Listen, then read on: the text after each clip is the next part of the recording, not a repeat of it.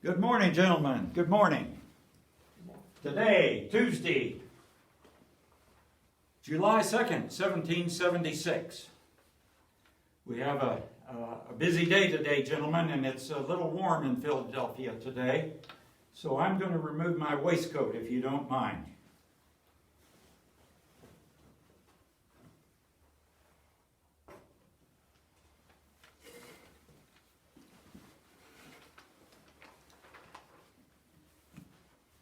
Gentlemen, the Second Continental Congress will now come to order. Today we have a most auspicious vote to consider, that of the Lee Resolution of June 7th, put forward by our Virginia delegate, Richard Henry Lee. The motion being, resolved, that these united colonies are, and of a right ought to be, free and independent states, that they are absolved from all allegiance to the British Crown, and that all political connection between them and the state of Great Britain is, and ought to be, totally dissolved. Secretary Thompson, call for the vote. New Hampshire. New Hampshire votes yes. Rhode Island. Rhode Island votes yes. Massachusetts. Massachusetts votes yes. New York. New York has yet to receive new instructions from its constituent assembly. We therefore respectively abstain. Connecticut. Connecticut votes yes. New Jersey. New Jersey votes yes. Pennsylvania. Pennsylvania votes yes. Delaware. Delaware votes yes. Virginia. Virginia votes yes. Maryland. Maryland votes yes. North Carolina. North Carolina votes yes. South Carolina. South Carolina votes yes. Georgia. Georgia votes yes. The vote stands 12 for independence, none against, with one abstention. The results carries. Discussion then ensued on preparing the public broadside statement drafted by the Committee of Five, who had been appointed 3 weeks earlier on June 11th. Those committee members being delegates John Adams of Massachusetts, Thomas Jefferson of Virginia, Benjamin Franklin of Pennsylvania, Roger Sherman of Connecticut, and Robert Livingston of New York. And as Congress adjourned that rebellious day, we all had in mind King George's response to Congress's olive branch petition prepared a year earlier and sent to the king. The king's response being the proclamation of rebellion. It declared elements of the American colonies in a state of open and avowed rebellion. It ordered officials of the empire to use utmost endeavors to withstand and suppress such rebellion. In other words, traitors are to be hanged. Recalling what Dr. Benjamin Franklin had said at the time, we must indeed all hang together, or most assuredly, we shall all hang separately. Thus brought the end to a most auspicious day.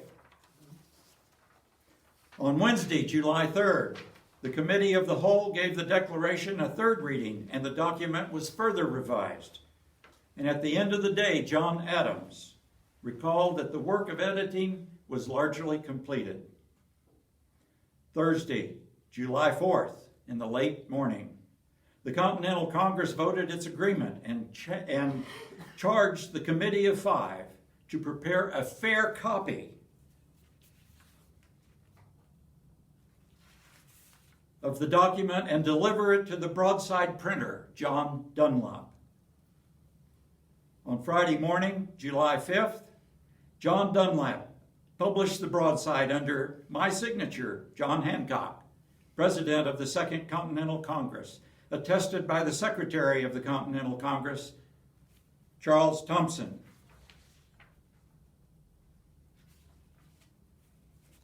I quickly prepared a letter to General George Washington with instructions to have it read to his troops as he saw fit. as the Continental Army was preparing for battle, my letter and the Dunlop broadside were read to the Continental Army on the evening of July 9th, 1776. The Declaration is divided into 3 sections: the preamble, a list of 27 grievances,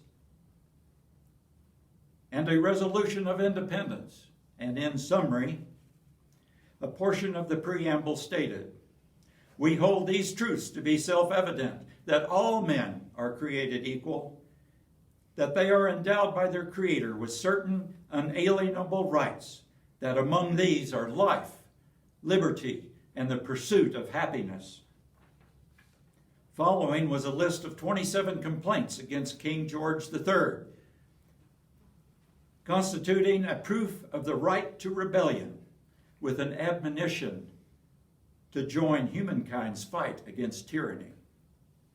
And finally, the resolution that these united colonies are, and of a right ought to be, free and independent states, that they are absolved from all allegiance to the British Crown, and that all political connection between them and the state of Great Britain is, and ought to be, totally dissolved.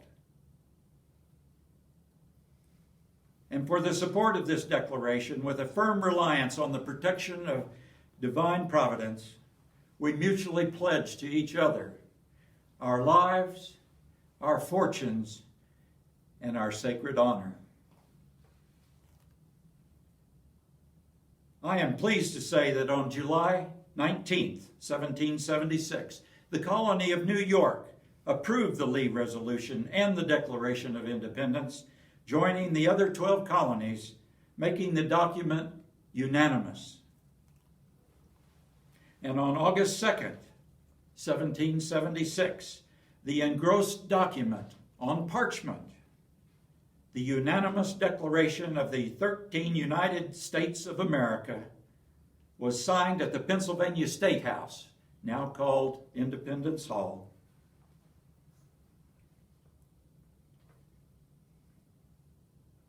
By 56 delegates of the Second Continental Congress.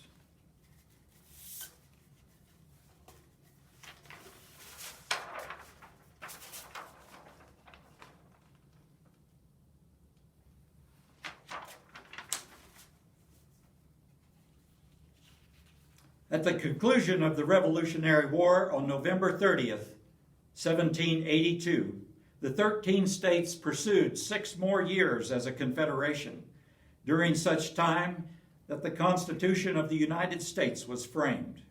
The Constitution was created on September 17, 1787, ratified on June 21st, 1788, and made effective March 4th, 1789.